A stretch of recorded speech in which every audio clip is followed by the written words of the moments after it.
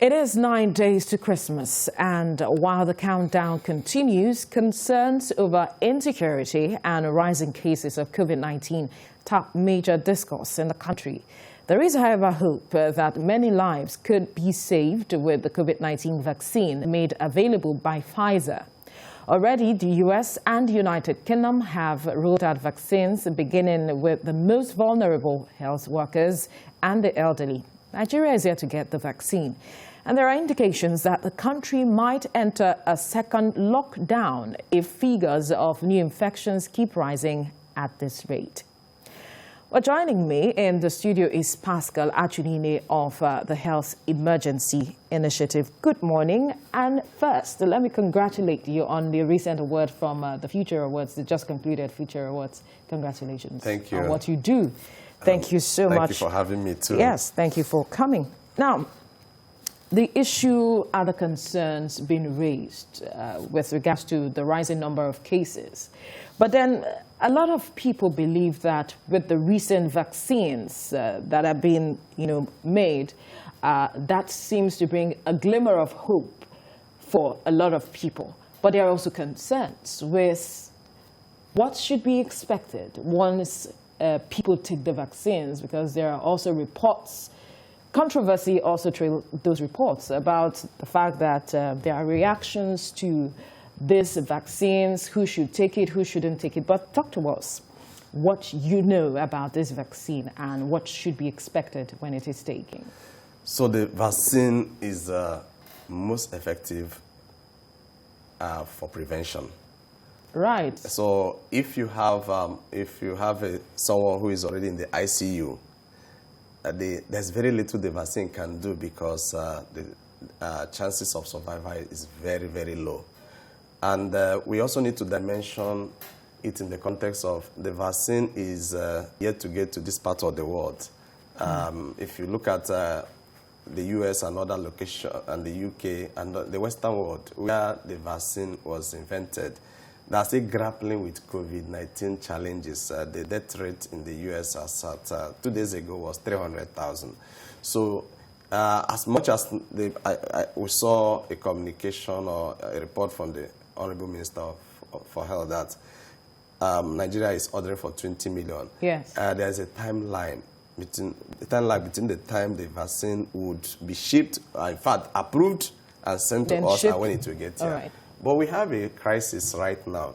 You could see the number is very scary. The number of infected people, especially in the last 9 days, it's getting pretty bad. Last week, I recorded over 3,000 infections. And the last time we had that number was sometime in July. Many had gone or moved on with their lives thinking the COVID-19 had come to an end in Nigeria, especially after the NSAS protests and co. People felt that, okay, since there wasn't massive cases, widespread cases, people thought that it was over. But right now, we are hearing of deaths. We are hearing of high-profile persons, even generals. Yes. We had the death of a major general last week. And over 20 of them are said to have the infection. Been exposed. And even the governor of the state is tested positive and is currently on isolation.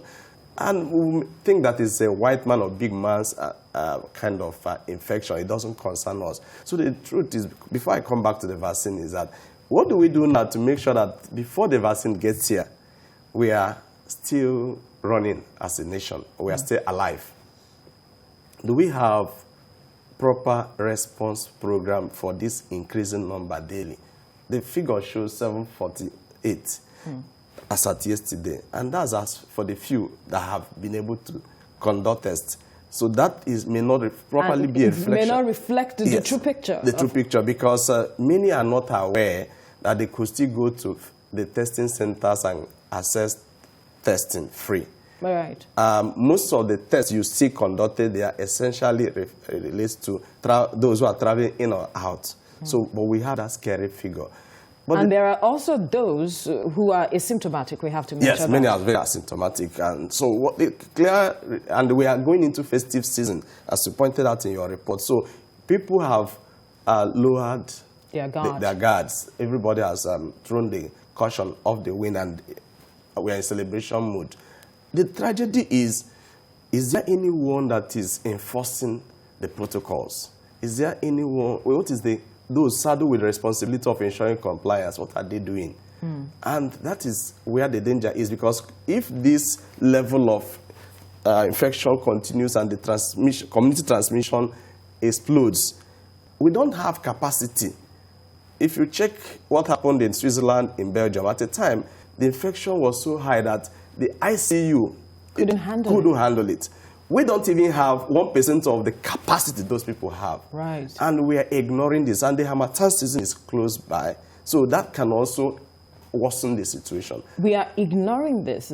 How are we ignoring it? Is it that people have refused to take responsibility, or is it a challenge of the trust deficit? Because the government, the PTF, have been giving briefings and giving information on a regular basis. So what is the missing link that is not allowing people, that is making people ignore this message by the PTF? You properly captured it. Trust is a scarce commodity.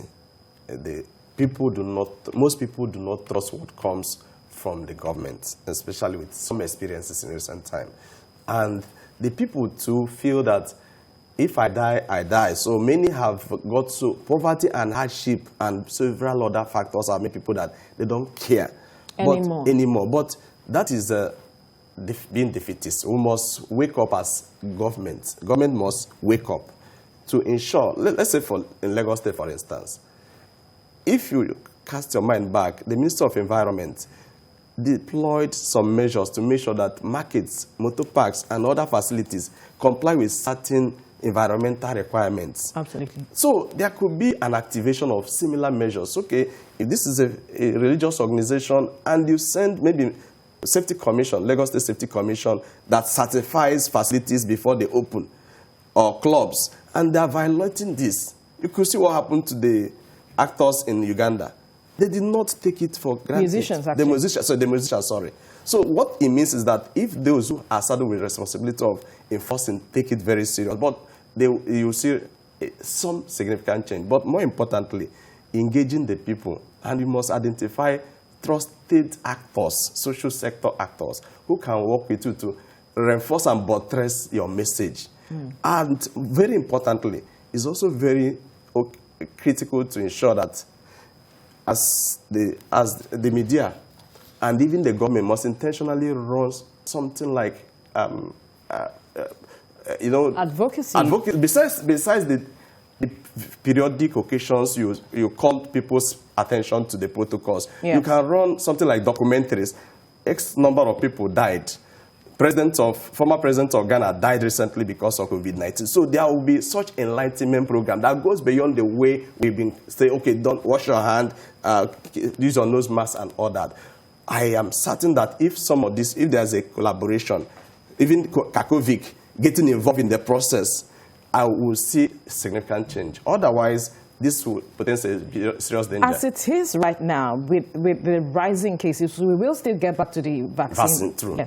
As with the rising number of cases that we are witnessing, do you think we can afford a lockdown, bearing in mind the impact it had on the economy the first time? I will clearly say that there was a better country as at the time there was a lockdown than now. We have increased insecurity. Hunger is higher. There was better trust people had for the government then. I'm seriously inclined to think that if you say a lockdown will have more negative and catastrophic effects, it will better be to engage non-state actors who work with the state to ensure that the public comes to the consciousness that this is the risk you stand to in the event that this gets to you. Even if you're a trader, let me put it this way, if you're a trader and you have COVID-19, for 1 to 2 weeks, you will not be in your business. If you like enjoyment, let me use the word enjoyment. Because so the festive period. Yes, if you get infected and you die, you will not see another Christmas. So why not conduct yourself, use your nose mask, apply all those social distancing and other protocols, and be alive until this whole thing blows over.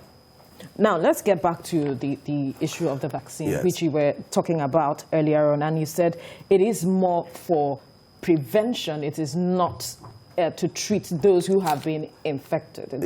Especially those who are in critical states in ICU. So the vaccine, typically, vaccine is meant to be a preventative act. It's not a cure. Right. Yeah, so the essence is to ensure that those who have not, especially those who have not shown serious signs, like those who are asymptomatic, if you use it, it will work for them. Those who have not been exposed at all to to COVID-19, it would prevent over 90% chances of not being infected, especially from the Pfizer, the one from Pfizer and also from Moderna. Yes. 94%. So if a vaccine has 94, 95% respectively capacity of prevention, that is great.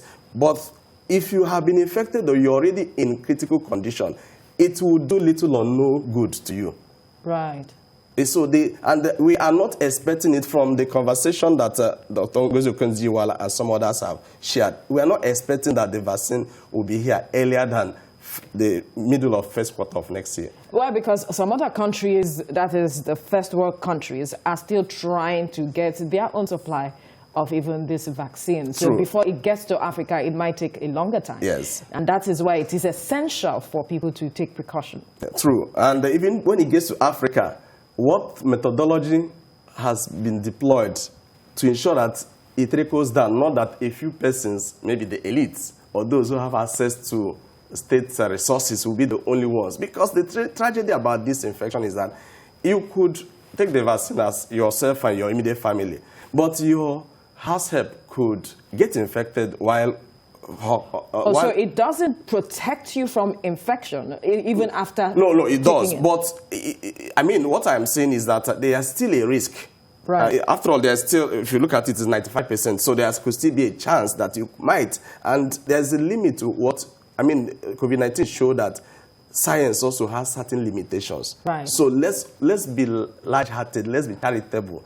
Let's ensure that we are not selfish in the way and manner we relate to this dispensation. What we see the US and the UK doing is that there are certain categories of persons that are receiving, are the first people who are receiving the vaccine. Frontline health workers and the elderly who are more vulnerable. The vulnerable. Yes. If we are to have that, are you saying we should adopt the same strategy? Excellent, because it's the health workers that will ensure that even those who are infected would be treated. So the health workers need to be protected, and that will reinforce their confidence to attend to cases. And then the vulnerable, because typically those who have pre-existing medical condition or those who are vulnerable, the elderly people, the chances of their immunity is weaker. So that should be the same model that we should adopt here, provided we are sincere about it. And I actually want sincerity. Yes, because I think that COVID, they have done a whole lot. The other day, they expressed intention to give 100 billion for the police and all that. That's excellent. But it's also important that they get involved in this process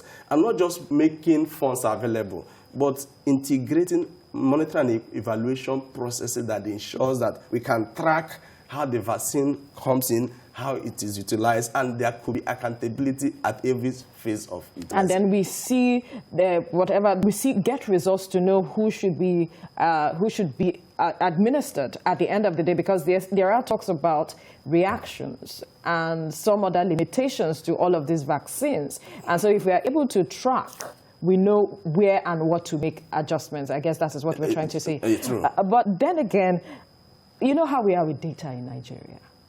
That is another challenge for this kind of issues, because data is key and its management is also very key. And there are concerns as well that with all of the limitations that is set to come with, especially this Pfizer vaccine, should health workers be the ones to be administered first? That is, those are the front lines. If they have this complication, who then takes care of those who get infected? What's the complications or side effects that have been cited? When we look at it vis-a-vis the collateral damage that comes from COVID-19, this can be managed. Right. Fever and a few minor, they are not very fundamental compared to the fatality that happen when you let COVID-19 have its run its full swing. All so right.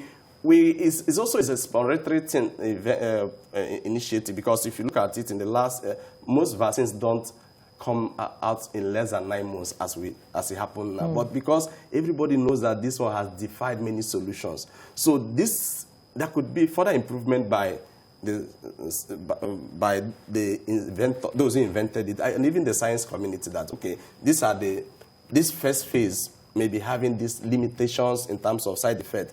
As it's been tested, more improvement will happen. But right. It's worse not to have a solution at all. So what should Nigeria be doing now? Because in terms of gathering data ahead, receiving the vaccines, knowing that there are certain groups of people who shouldn't take the vaccine, perhaps if you're pregnant, according to those reports. So what should we be doing in preparation towards receiving the vaccines, that is towards next year?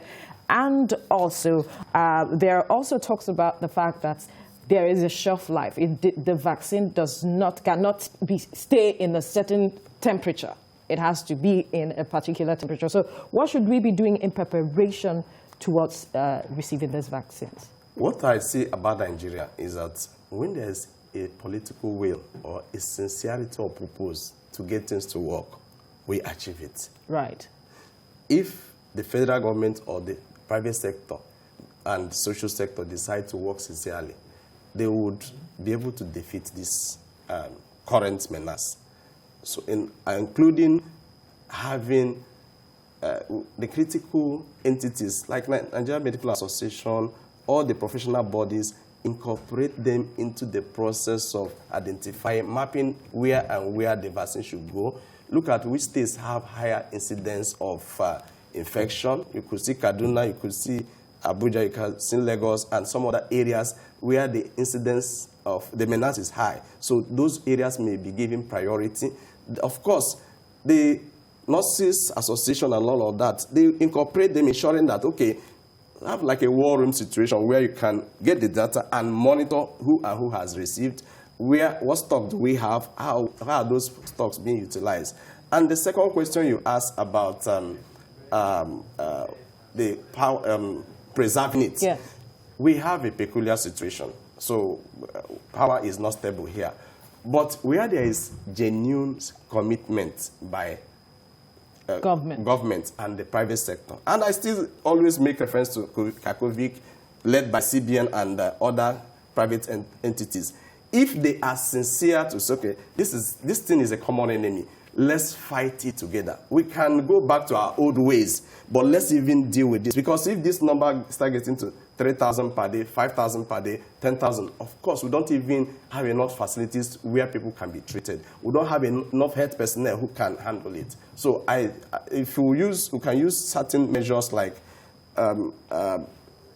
of course, all of us know that generator works in Nigeria. It's almost like our standby stuff. And we also can use solar. Solar can also preserve the shelf life. So those are tentative measures until we get to our Eldorado.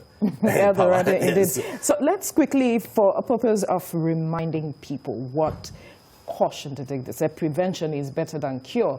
What the preventive measures, perhaps we need to remind people again. So the very first and most important one is, this Christmas or this festive season, stay away from crowd. Really? Yes. But you know how it is with Nigerians. We love parties. Yes, I love parties, but I'd like to have more parties after 2020. I would like to have more in years, 10 decades to come. So make sure that you stay indoors if you don't have any cause to go out. Right. Have your nose mask, and we know that many do not wear their nose mask anymore. Always make sure that you are wearing your nose mask. 3, make sure that you wash your hands for 20 seconds with soap. And maintain the social distancing. Very important. Most importantly, governments should deploy health monitors and inspectors to ensure compliance. All right, Pascal Achunine of the Health Emergency Initiative, thank you so much for your time on the program. Thank you for having me.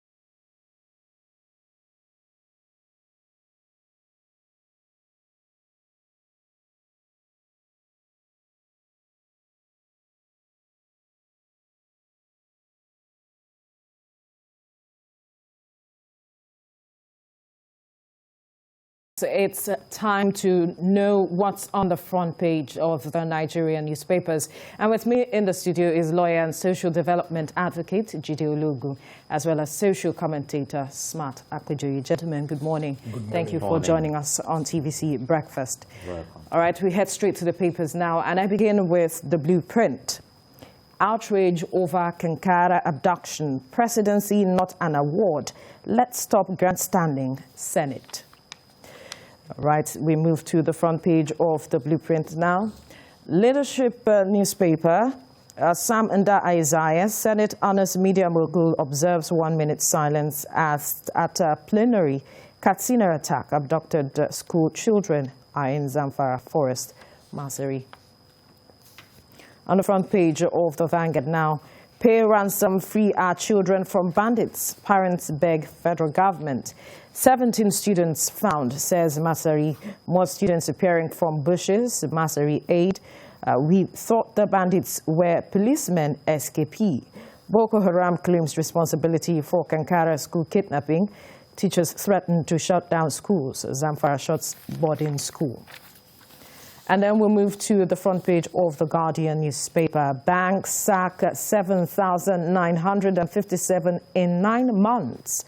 Human capital crisis looms.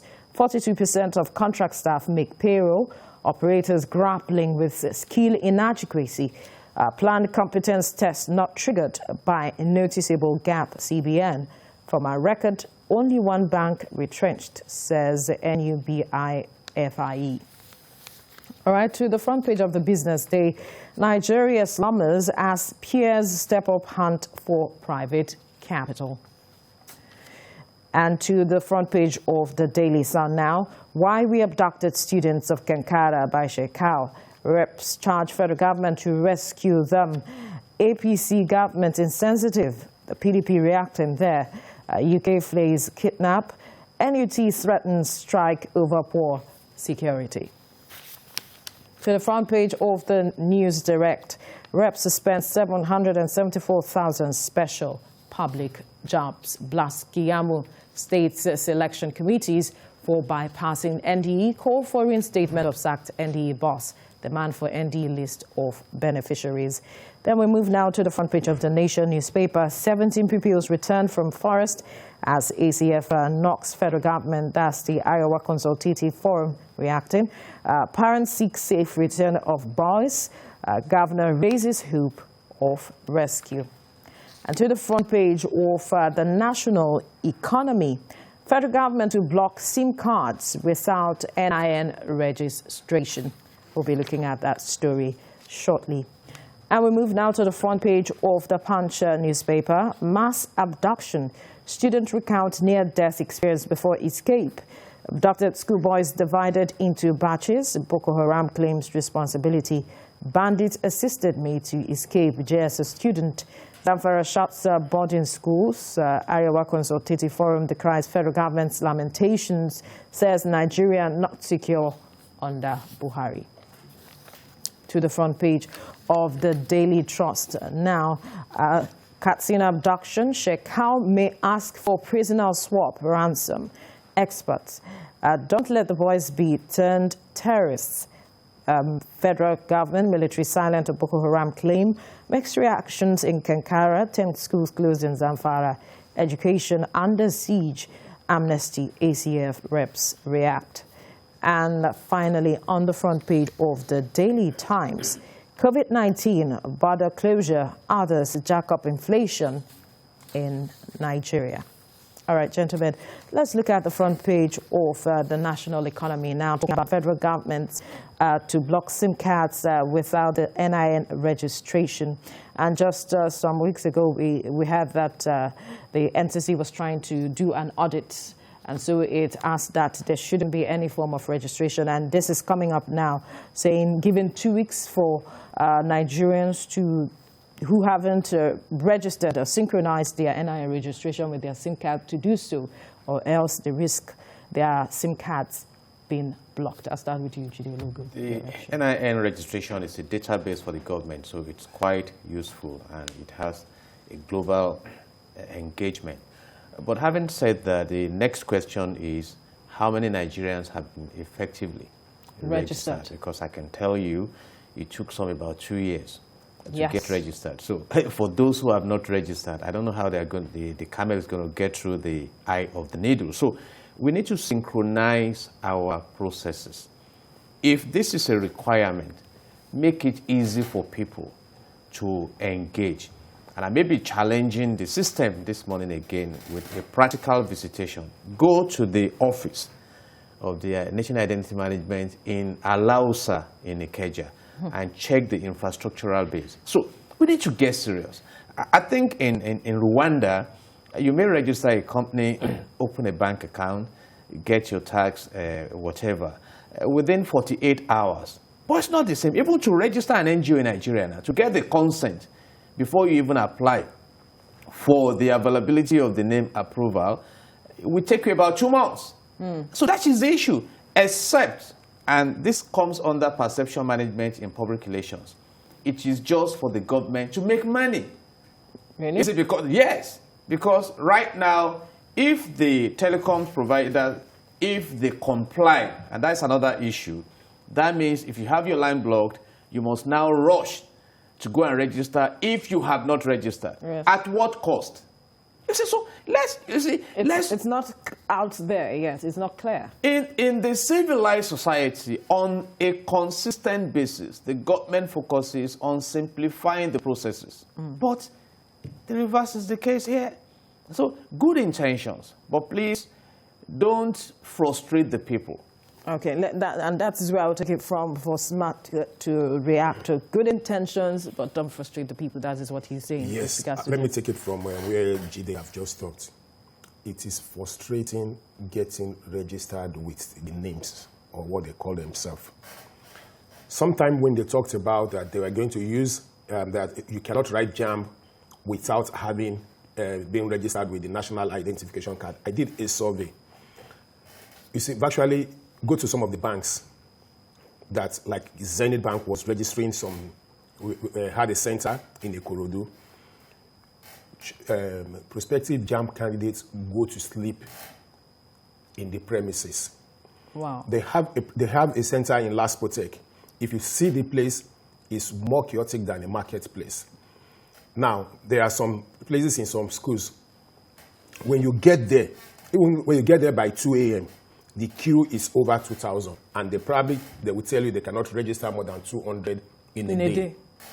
So where do we go from here? And we have just 2 weeks now. And now where do we go from here? How many Nigerians are genuinely registered with the names? There are so many, even in those that have registered, that they have some problem, like maybe in a date of birth or sex. Like there is a woman that Data registered. issues, yes. Yes. Now for her to even correct it, it's taking the whole year. So you can't just wake up and say, you must do this within this time, if not, we will block you. It is not done like that. You set up a time frame, and when you are setting up a time frame, you create a seamless process where people can just walk in and register. But the time frame is 2 weeks. The time frame is just 2 weeks, and it is coming at 2 weeks where even it's a festive period, it's going to creep in. How do you get all Nigerians registered? What is the population of Nigeria? Even the phone users, and how many people have really registered? The people in the villages, in some towns that have not even seen them around, you can't. It's not a reality setting up 2 weeks. What they should do is that, yes, they want to synchronize, and again, this perhaps will also make me to talk about, we have too many multiple identity. We have the bank, we have the BVN. Why can't they just synchronize everything? That if you have your BVN, it is the same thing as your driver's license, it is the same thing as your passport number, it is the same thing as your NIMS. Why do you have to have a NIMS number? You have a driver's license, a passport number, almost about 4 or 5 different numbers. Does this make sense? Look, if you are doing anything, you probably do benchmarking. If you are benchmarking Nigeria, say with advanced country, the moment you have your social security number, that is what you have. And anywhere they just type in your social security number, comes with all your details, including your DNA. So if we want to emulate, why don't we just emulate something and do it proper? Why would you just wake up? Somebody would just wake up one day and just say, it could even be the DG of Civil Defense, and just say, if you don't have this, you will not move. I mean, they should stop threatening Nigerians. I am not in support of it. Threatening? Within the time frame that they are given. But let them set up a seamless process. To make it easy for Nigerians to synchronize their SIM cards with the NIN registration and perhaps extend it for those who haven't even registered. But then again, there is the concern of the fact that we are in a second wave, and we know how it is when you talk about registration. Everybody wanting to come out to register. We have just 2 weeks. We need to do everything that is needed to be done to ensure that our numbers are not blocked at this time. Do you have concerns with regards to that aspect? If I understand Nigeria very well, and I think I do, you may be prepared for massive disobedience to this directive.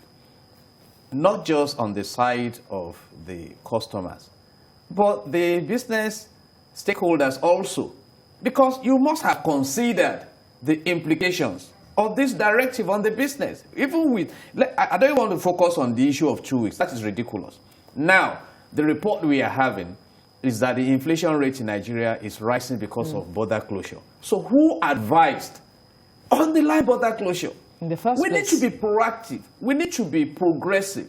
And we need to look out of the window and operate globally. How are these things done there? Like you said, let's go to now to renew your international passport or even apply. You need this NIN number. To even renew your passport at 70,000 naira. A country that is struggling to pay 30,000 naira minimum wage. You see, so we need to sit down as a government and ask a simple question. Should life be getting more complicated or getting more simplified? And let me advise, the simpler the business processes, the more gains you make. For example, if it is easy for Nigerians to register, we have 200 million, at least. I mean, I think we are projecting about 206 million now. Yes.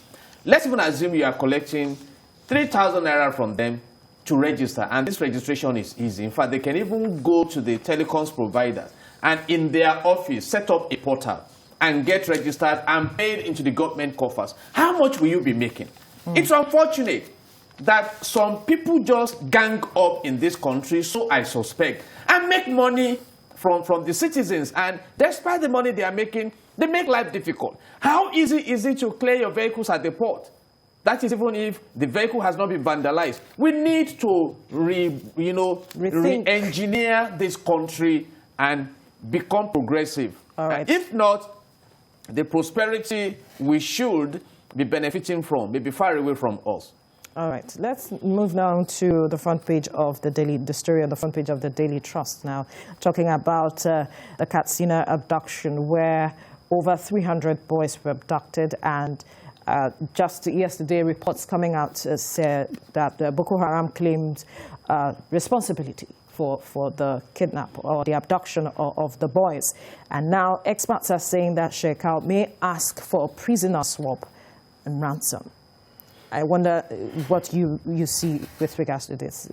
Well, it's unfortunate again that here we are in a single swipe, over 300 boys were kidnapped in a country that have all the paraphernalia of security, that overnight, that just in a single swipe, that they will just come and kidnap 3, I think, and by now, S have not ruled. It's unfortunate. My heart goes to some of these boys that are there going through hardship now, to their parents that are going through trauma. On the issue of Shekarau, he had come out to say, yes, these boys are they are with us.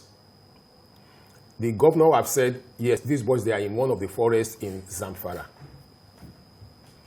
Whatever it should take to get these boys out, let Nigerians get these guys out, for goodness sake, if not for anything, for the sake of their parents. Even if it is a prisoner swap, even if it's a ransom? In the first place, look, prisoner swap, in the first place, is a global practice. You will see that sometimes they will just say, look, okay, we are swiping. America has done it several times. Advanced countries have done it several times. They will swipe some prisoners just to get them. Then they will go back and strategize and see how they could get those people back and fortify their soldiers so that they won't probably have to negotiate. But if it has come to this, for goodness sake, And to save us from that global embarrassment, let Nigeria go into this and get these boys out. I mean, as it concerns this, if they have to swipe some prisoners, and of course, even if they don't swipe them now, they have been radicalizing them and push them back into the society. If they are still going to do the same thing, why not give them and let's have these boys back? It's a different thing that you have your child, that all of a sudden you just hear a news that, oh, this child is dead, maybe because of accident or whatever, than to get that child kidnapped, and yet you are hoping upon hope, like Leah Shaibu, that nobody is even talking about again, like the girl still in the custody of the Boko Haram, that we don't even know their status now. If we have to act fast and get all these boys back safe, let us do it. Because I'm sure those boys, they are not used to that hardship. They will start falling sick, and before you know, some of them will start dying off. Right. I wonder if you share the same sentiment, because for a cross-section of Nigerians, asking to pay ransom is like funding terrorism, and saying a prisoner swap is not really tackling the issues. That is for a cross-section of Nigerians. I wonder what your reaction is. Firstly, I align with the brilliant submission, but I want to go into what I call foundational issues, which will help us to resolve this crisis. How did Boko Haram start? In 2002, somebody set up an institution to attract the poor, claiming that Western education is corruption. So, war against Western education, and that was termed as insurgency. And the Muhammad Yusuf was killed along the line in 2009. The whole thing exploded. And I have said it, it's on record. Because if you don't identify where to focus on, you'll be dealing with the symptoms. This may have regional implications. In 2013, reportedly on Liberty Radio, the present president of Nigeria and commander-in-chief expressed a concern that clampdown on Boko Haram is injustice to the north, making allusion to the amnesty in the Niger Delta region. And here we are now. Recall that in April 2014 or thereabout, about 270 girls were kidnapped from Chibok. That was before this regime even came in. And this Shekau had been killed several times. You see, in 2018, over 100 girls were kidnapped from Dapchi in Yobe. Some people just got slaughtered, some farmers in Borno State. Now over 300. But Shehu Gaba is claiming there are about 10. I don't want to join issues on that.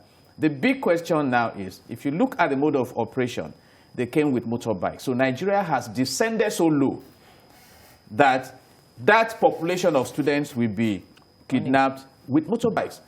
Let's put that aside. Now, let's go into what we call monitoring trends and predicting their consequences. If Boko Haram started to fight education, they are succeeding. Because education is almost paralyzed in Nigeria now. And that is why I'm not surprised that this government may not be passionate about ensuring that university students return to school. But great Nigerians, let me ask you a question. How many of their children are in Nigerian schools? I'm impressed that the northern elders, the kings, that they are talking. It goes beyond talking. Education is paralyzed in that region. And when you now begin to groom even those who have been educated, you are conscripting them into ignorance and poverty, radicalizing them. I was in Abuja yesterday, and I was looking at the beauty of this country and how God has blessed us. And I asked a simple question. Who have we offended? Right. You see, so right now we have economic recession, we have education regression, we have social degradation. So where are we going? I believe there are deeper things. In the days of the Dapchi girls kidnapping, the drama was so embarrassing. The military claimed to have, they also report that the military withdrew through. They were kidnapped. When they were being brought back, the same process, it was like a fun fair. And some of us keep wondering, what exactly is going on? I mean, insurgency means you are fighting a cause. What is the cause in fighting to institutionalize poverty? Again, one of the visions of Boko Haram is to establish, an Islamic caliphate. But I know that Islam is a religion of peace. So this has gone beyond peace now. Muslim clerics have been killed, mosques have been bombed and everything. But having said that, let's go back to the government structure. I think the National Assembly can help us here. And please, I'm advising them and wonderful Nigerians who love this country. I keep amplifying what we have in Section 14, subsection 2 of the Nigerian Constitution 1999 as amended, that says that the security and the welfare of the people shall be the primary purpose of government. So if the kings can no longer sleep with their eyes closed, some of them are killed, if students are kidnapped, if we have poverty, there's a report now that those trying to get Christmas palliatives stampeded themselves to death. Something must happen in this country. And all right. It's quite confusing, but I've led us to some of the things we may identify. And let me just round up with this parable, that when you entrust your rat to a cat, you may be in a deeper trouble. And I think those who have discerning minds will interpret that. All right. And I pray that the sun will rise over Nigeria, that we go beyond all these embarrassing traumas. Amen. Very soon. All right, we have to leave the conversation at this point. Lawyer and social development advocate Jide Ologun, social commentator Smart Akpajiri. Thank you, gentlemen, for your time on the newspaper review this morning.